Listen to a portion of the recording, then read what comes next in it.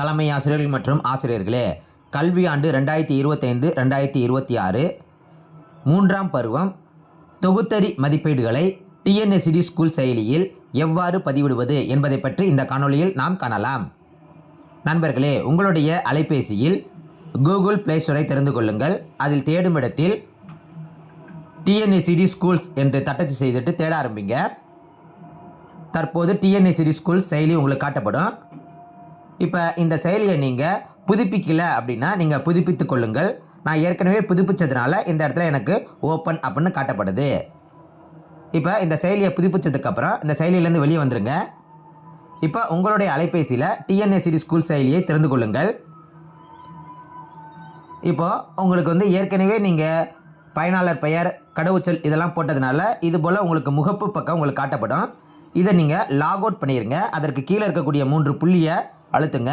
இதில் log out அப்படின்னு இருக்கும், அதை அழுத்துங்க. இப்போ எஸ் கொடுங்க. இப்போ இந்த பக்கத்தில் பயனாளர் பெயர் அப்படின்றது உங்களுடைய தனிப்பட்ட 8 இலக்க அடையாள எண்ணை பதிவு செய்து கொள்ளுங்கள். கீழே கடவுச்சொல் அப்படின்னு இருக்கும். இப்போ நீங்கள் என்ன கடவுச்சொல் கொடுத்துருக்கீங்களோ, அதாவது உங்களுக்குரிய எமிஸ் கடவுச்சொல்லை பதிவு செய்து கொள்ளுங்கள். பின்பு கீழே லாகின் அப்படின்னு இருக்கும், அதை அழுத்துங்க.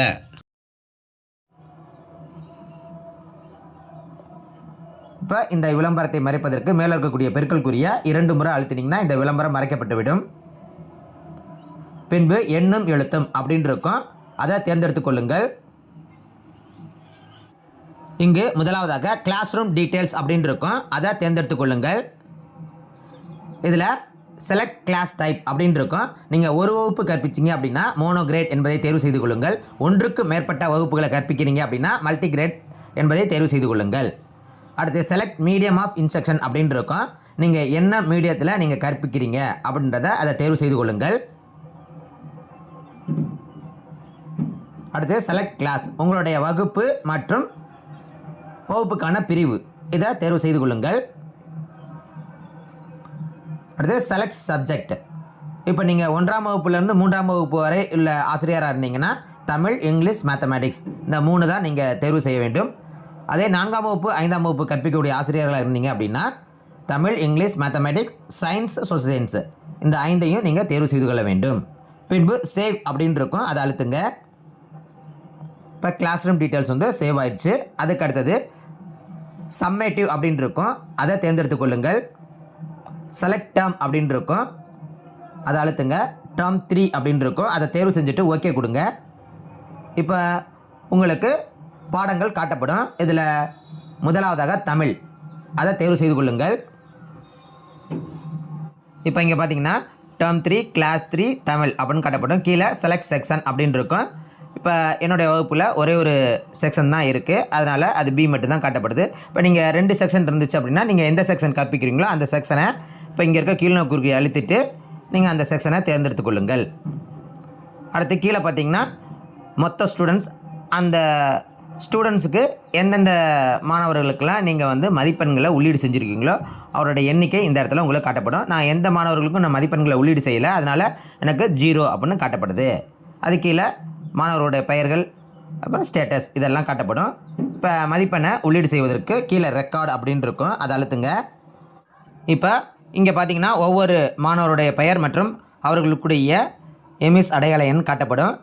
இப்போ இந்த மாணவர் இந்த தேர்வுக்கு வந்திருக்காரு, இப்போ இந்த மாணவர் இந்த தேர்வுக்கு வரல அப்படின்னா இங்கே பார்த்தீங்கன்னா ஸ்கிப் அப்படின்னு இருக்கும், அதை அழுத்திட்டு இதில் அந்த மாணவர் ஏன் தேர்வுக்கு வரல, ஆப்ஷன் டுடே, லாங் ஆப்ஷன் இந்த 2ல் ஏதாவது ஒன்று தேர்வு செஞ்சுட்டு சப்மிட் கொடுத்துக்கோங்க.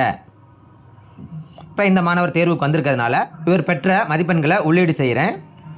இப்போ 3ஆம் வகுப்பு அப்படின்றதுனால மொத்தம் 10 வினாக்கள் மட்டும் தான் கேட்கப்பட்டிருக்கிறது. அதே 4ஆம் வகுப்பு 5ஆம் வகுப்பு அப்படின்னா 12 வினாக்கள் உங்களுக்கு கேட்கப்பட்டிருக்கும். சரி, இப்போ ஒவ்வொரு வினாவுக்கும் அவர் எடுத்த மதிப்பெண்களை இங்கே பதிவு செய்யணும். அது கீழே பார்த்தீங்கன்னா இங்கே நாட் எட் ஃபில்டு அப்படின்னு இருக்கும். இப்போ எந்த வினாக்களும் நம்ம மதிப்பெண்ணை நம்ம பூர்த்தி செய்யலை, அதனால் நாட் எட் ஃபில்டு அப்படின்னு இருக்குது. இப்போ முதல் வினாவுக்கு மதிப்பெண்ணை உள்ளீடு செய்கிறேன், ஓகே கொடுக்குறேன். கீழே பார்த்தீங்கன்னா பார்ஷியலி ஃபில்டு அப்படின்னு உங்களுக்கு வந்துருச்சு. இதே போல் 10 வினாக்களுக்கும் மதிப்பெண்களை நீங்கள் பதிவு செய்து கொள்ளுங்கள். இப்போ மதிப்பெண்களை இது போல் உள்ளீடு செஞ்சதுக்கப்புறம் கம்ப்ளீட்லி ஃபில்டு அப்படின்னு உங்களுக்கு வந்துடும். இதே போல் அனைத்து மாணவர்களுக்கும் நீங்கள் உங்கள் வகுப்பில் இருக்கக்கூடிய அனைத்து மாணவர்களுக்கும் மதிப்பெண்களை உள்ளீடு செஞ்சு நீங்கள் ஃபைனல் சப்மிட் கொடுக்கலாம். இல்லை ஒவ்வொரு மாணவருக்கும் மதிப்பெண்களை உள்ளீடு செஞ்சதுக்கப்புறம் ஃபைனல் சப்மிட் கொடுங்க. இப்போ அசஸ்மெண்ட் சக்ஸஸ்ஃபுல்லி சேவ்டு அப்படின்னு உங்களுக்கு வந்துடும். இப்போ அடுத்த மாணவருடைய பெயர் உங்களுக்கு இங்கே காட்டப்படும். இப்போ நீங்கள் முன்புறம் போனீங்க அப்படின்னா இப்போ முதல் மாணவருக்கு நம்ம மதிப்பெண்களை உள்ளீடு செஞ்சதுனால ஸ்டேட்டஸ் அப்படின்ற இடத்துல அக்சஸ்டு அப்படின்னு உங்களுக்கு காட்டப்படுது. இதே போல் உங்கள் வகுப்பில் உள்ள அனைத்து மாணவர்களுக்கும் மதிப்பெண்களை உள்ளீடு செய்து கொள்ளுங்கள். நண்பர்களே, இதுபோல் அனைத்து மாணவர்களுக்கும் மதிப்பெண்களை உள்ளீடு செஞ்சதுக்கப்புறம் இங்கே ஸ்டேட்டஸ் அப்படின்ற இடத்துல அக்சஸ்டு அப்படின்னு பச்சை வண்ணத்தில் உங்களுக்கு காட்டப்படும்.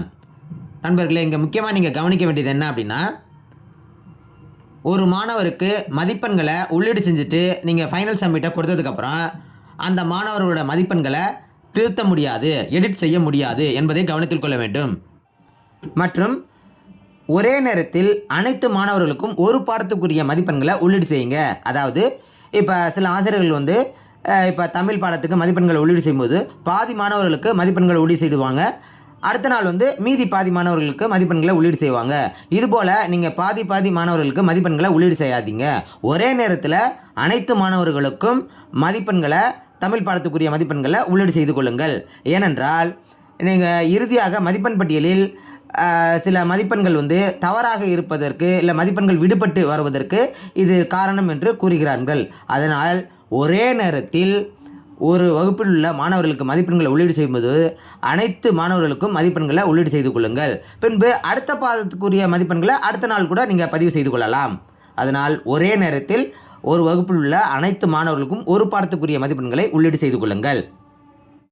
நண்பர்களே, இந்த தொகுத்தறி மதிப்பெண்களை உள்ளீடு செய்வதற்கு 20/4/2026 இதுதான் உங்களுக்கு கடைசி தேதியாக கொடுக்கப்பட்டிருக்கு.